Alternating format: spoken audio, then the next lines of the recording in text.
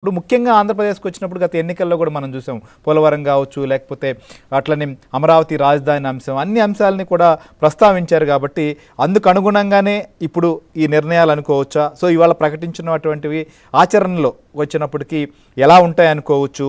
ఏ రకంగా దీని యొక్క ప్రభావం, దీని యొక్క పర్యవసానం ఉండబోతుంది? 2019 నుంచి 24 మధ్య జరిగినటువంటి విధ్వంసం ఏదైతే ఉందో దాని నుంచి బయటకు వేసి వికసిత ఆంధ్రప్రదేశ్, వికసిత భారత్లో భాగస్వామ్యం కావాలి అని ఎన్నికల ముందు ప్రధానమంత్రి నరేంద్ర మోడీ గారు ఏదైతే ఒక పిలిపించారో ప్రజలు ఇక్కడ ఆశీర్వదించారు.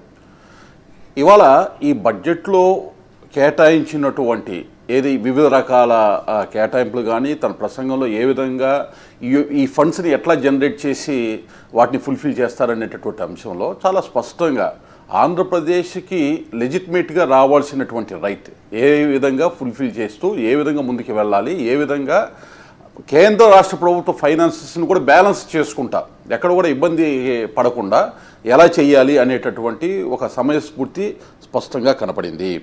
మీరు ఒకసారి ఆంధ్రప్రదేశ్కి చూసినట్లయితే అమరావతికి సంబంధించినటువంటి 15,000 కోట్లు మల్టీ ఏజెన్సీస్ దగ్గర నుంచి తీసుకొచ్చేటప్పుడు ఒక పాయింట్ చాలా స్పష్టంగా చెప్పడం జరిగింది. కావలసినటువంటి మొత్తం ఫండ్లో ఇది ఒక విభాగాన్ని ఏ విధంగా అడ్జస్ట్ చేస్తున్నారు అనేటటువంటి మాట చెప్పడం జరిగింది. కాకుంటే దానికి సంబంధించినటువంటి వరల్డ్ బ్యాంక్ లాంటి బ్యాంక్ని ఇన్వాల్వ్ చేసేటప్పుడు దానికి సంబంధించినటువంటి జనరల్గా 60-40% రేషియోలో సెంట్రల్ స్టేట్ గవర్నమెంట్కి షేర్ అయ్యేటటువంటి ఈఆర్పీ ప్రాజెక్ట్ కింద వరల్డ్ బ్యాంక్కి సంబంధించినటువంటి అల్లోని షేర్ చేసుకునేటప్పుడు, కానీ ఆంధ్రప్రదేశ్కి సంబంధించి ఆ 90-10% ఏదైతే ఉందో స్పెషల్ సెంట్రల్ అసిస్టెన్స్ ఇచ్చేటప్పుడు ఏదైతే ఒక 25,000 కోట్ల వరకు ఈఏపీ ప్రాజెక్టులకి మాట్లాడారో దానికి సంబంధించిన అంశంలో 2019 తర్వాత ప్రతిష్టంభన ఏర్పడింది. వాస్తవానికి ఇదే అమరావతికి ఒక 25,000 కోట్ల రూపాయల వరకు వరల్డ్ బ్యాంక్కి సంబంధించి లోను ఆమోదం జరిగే సమయానికి రాష్ట్ర ప్రభుత్వం దురదృష్టవశాత్తున ఆ రోజున మారటము, వచ్చినటువంటి ప్రభుత్వం కేంద్ర ప్రభుత్వం ఎన్నిసార్లు అడిగినా కానీ దాని మీద తిరిగి ప్రత్యుత్తరం ఇవ్వకపోవటం వల్ల ఆ లోను వెనక్కి వెళ్ళిపోయినటువంటి పరిస్థితి. ఇవాళ దానికి సంబంధించినటువంటి విధి విధానాలు ఆ గ్రాంటా లేకపోతే ఏ విధంగా దాన్ని మేము ఇచ్చేయాలనేటువంటిది కేంద్ర రాష్ట్ర ప్రభుత్వాలు కలిసి కూర్చొని మాట్లాడుకొని ఇవాళ ఏదైతే ఒక కేటాయింపు చేశారో దాన్ని ఏ విధంగా ఫుల్ఫిల్ చేసుకొని ముందుకెళ్తారు. అందులో అమరావతి అనేది సెల్ఫ్ సస్టైనబుల్ ప్రాజెక్ట్. దానికి సంబంధించి ఏదైతే నామినల్గా ఒకవేళ రాష్ట్ర ప్రభుత్వానికి పడేటటువంటి 15,000 కోట్లు అంటే హార్డ్లీ ఒక 1,500 కోట్లు చాలా చాలా తేలిగ్గా దాని నుంచి బయట వేసుకునేటటువంటి అవకాశం ఉంది. అలాగే ఈ 15,000 కోట్ల రూపాయలు వరల్డ్ బ్యాంక్ నుంచి అందుకున్నాక రాష్ట్ర ప్రభుత్వం నుంచి వచ్చే కేటాయింపులు, అలాగే కేంద్ర ప్రభుత్వం నుంచి వివిధ శాఖల నుంచి అయ్యే కేటాయింపులు జోడిస్తే దాదాపు ఒక 50,000 నుంచి 60,000 కోట్ల రూపాయల పనులు అమరావతిలో పూర్తి చేసుకునేటటువంటి అవకాశం వెసులుబాటు కనబడుతుంది. ఫర్ ఎగ్జాంపుల్ ఇప్పుడు చూడండి, ఔటర్ రింగ్ రోడ్ ఉందండి, 20 నుంచి 25,000 కోట్ల రూపాయలు. దానికి సంబంధించి in addition to this 15,000 crores కదా దానికి సంబంధించినటువంటిది.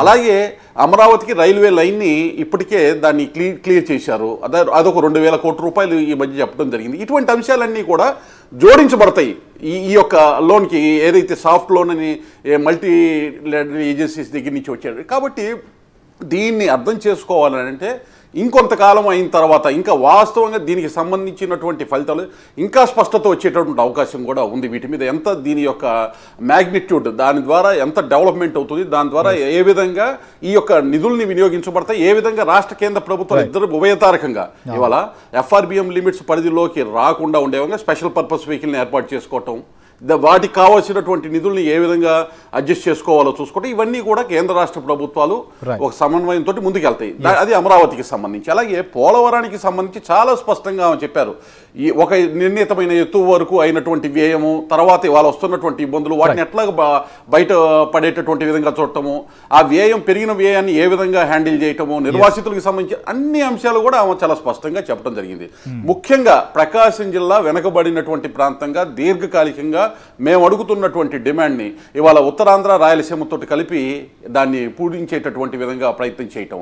అలాగే ఇండస్ట్రియల్ నోడ్స్ మీరు అసలు వాస్తవానికి 5 ఇండస్ట్రియల్ నోడ్స్ కేంద్ర ప్రభుత్వం 2019 ముందు దాన్ని ఆమోదం తెలపడం జరిగింది. అందులో ఇప్పుడు చెప్పినటువంటి కోపర్తి, నక్కపల్లి, అలాగే ఏర్పేడు, దొనకొండ ఇట్లాంటి ఇండస్ట్రియల్ కారిడార్స్ అన్నీ కూడా దానిలో ఉన్నాయి. అందులో ఉన్నట్టు గడిచిన 5 సంవత్సరాలు వాటిని నిర్వీర్యం చేయడం జరిగింది. జగన్మోహన్ రెడ్డి గారు ఏ విధమైనటువంటి ప్రయత్నం కూడా చేయలేదు. ఇవాళ విశాఖ చెన్నై ఇండస్ట్రియల్ కారిడార్ పరిధిలో కోపర్తిని కానీ, అవును. అలాగే బెంగళూరు హైదరాబాద్ కారిడార్ పరిధిలో ఉన్నటువంటి ఓర్వకల్లు కానీ ఈ రెండింటికి కూడా కేంద్ర ప్రభుత్వం ఫండింగ్ ఇచ్చి ఆ ఇన్ఫ్రాస్ట్రక్చర్ని మొత్తాన్ని క్రియేట్ చేసి అక్కడ యువతకి ఉద్యోగ ఉపాధి అవకాశాలు కల్పించేటటువంటి ప్రయత్నం రాబోయే కాలంలో దొనకొండ, ప్రకాశం జిల్లాకి సంబంధించిన దొనకొండ కూడా 5 నోడ్లలో ఉంది. దానికి సంబంధించినటువంటి ప్రయత్నం రాష్ట్ర ప్రభుత్వం చేసుకోగలిగితే దానికి కూడా ఒక అడుగు పడేటటువంటి అవకాశం ఉంది. చూద్దాం సార్. అలాగే ఎందుకంటే తూర్పు ప్రాంతంలో ఉన్న ఒక్క సెకండ్ తూర్పు ప్రాంతంలో సముద్ర తీర ప్రాంతంలో ఉన్నటువంటి వెస్ట్ బెంగాల్, ఒరిస్సా, ఆంధ్రప్రదేశ్, బీహార్ని కూడా కలుపుకొని ఈ రాష్ట్రాలని అన్నిటినీ కూడా ఇన్ఫ్రాస్ట్రక్చర్ డెవలప్మెంట్ చేయాలి. రోడ్డు, రైలు, అలాగే ఎనర్జీకి సంబంధించినటువంటి అంశంలో ఒక నిర్ణయం తీసుకోవడం జరిగింది. అంటే సహేతుకంగా ఎక్కడెక్కడ